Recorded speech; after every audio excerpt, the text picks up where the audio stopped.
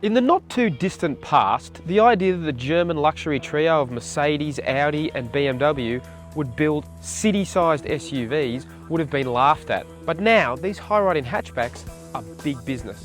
We've selected the most affordable compact SUVs from each brand.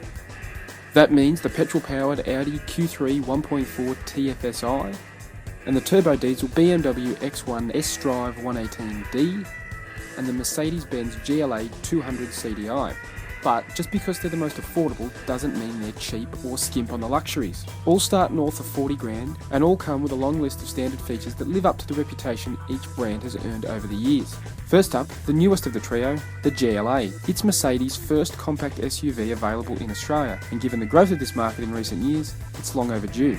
It starts at $47,900, which makes it the most expensive of the group, but it compensates with the most standard gear. The GLA comes with 18-inch alloy wheels, artificial leather, sat-nav, Bluetooth and a 6-speaker stereo. It's also the only car here to get a power tailgate and a reversing camera plus front and rear parking sensors as standard.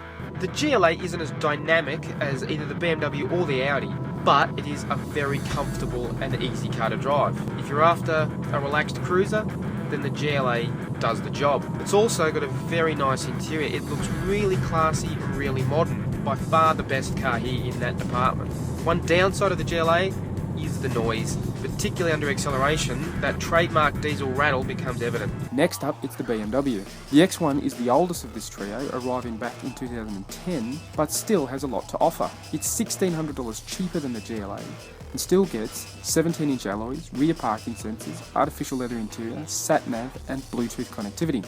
The X1's engine, it's not spectacular, but it is a solid unit and it is reasonably quiet. Where the X1 excels is driving dynamics, a typical BMW trademark. This thing is actually the most fun of these cars to drive. It's the most engaging, the steering feels really nice, really well sorted. It's a really well balanced car, and of course it's rear wheel drive as opposed to front wheel drive like the other two.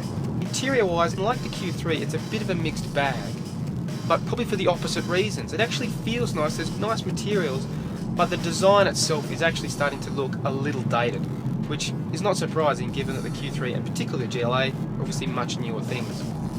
Another BMW trademark on the X1 are the run-flat tyres, which unfortunately spoil an otherwise well-sorted suspension setup. The X1 will actually soak up the bumps in the road pretty well, but these run-flat tyres with a very stiff sidewall actually transmit all those little bumps to the cabin, so it can get a bit jittery and busy at times, which is a bit frustrating. Audi offers a similar diesel-powered Q3 to more closely rival the X1 and GLA we've got here. But this 1.4 TFSI model is the entry-level car in the range, priced $4,000 cheaper than the X1.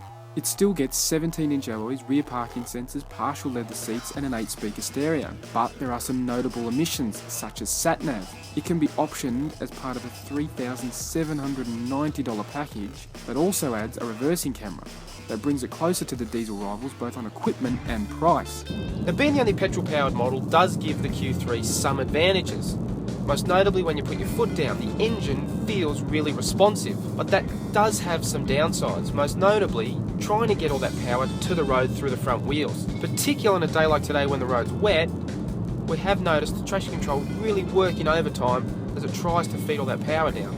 The Q3 is actually quite a fun little car to drive, particularly in the corners. It feels quite balanced and, well, sporty, I guess, so it puts the S in SUV. But the trade-off though is the ride can get a little firm at times, particularly over repeated bumps. If you hit a bigger bump, it can jar. Picking a winner is difficult because, not surprisingly from these three esteemed car makers, they've produced three very good cars. But which one's a cut above the rest? Well, for our money, it has to be the Mercedes-Benz GLA. It may be more expensive, but the GLA does the best job living up to the luxury and comfort you expect from these brands. It doesn't feel compromised to reach its price and gives you the full Mercedes-Benz experience just in a smaller, more affordable package.